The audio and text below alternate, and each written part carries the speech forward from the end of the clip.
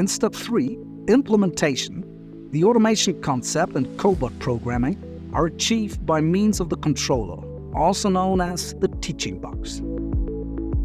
The goal is to take a tensile specimen from the store and then perform a tensile test. The destroyed tensile specimen is then disposed of in the waste container provided. This is fully automated. The first working coordinates are set at the store. This is done by saving points in the room. We can define the surface of the store using coordinates in one bottom corner and in both top corners. The points for picking all for a tensile specimen are then saved. It is important to work precisely here, as otherwise the tensile specimen will be gripped incorrectly during the subsequent test.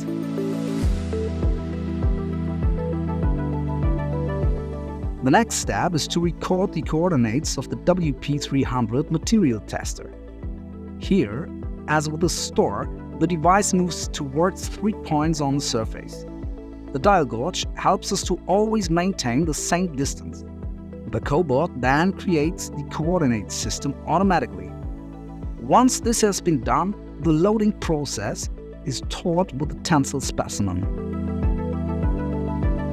The ability to move all 6 axes helps us to precisely position the tensile specimen. The final step is to dispose the destroyed tensile specimen. The specimen is moved out of the WP300 material tester to the waste container provided, and then coordinates are saved. As soon as all the measuring points have been collected, the automation process can be programmed either directly on the teaching box or on the computer.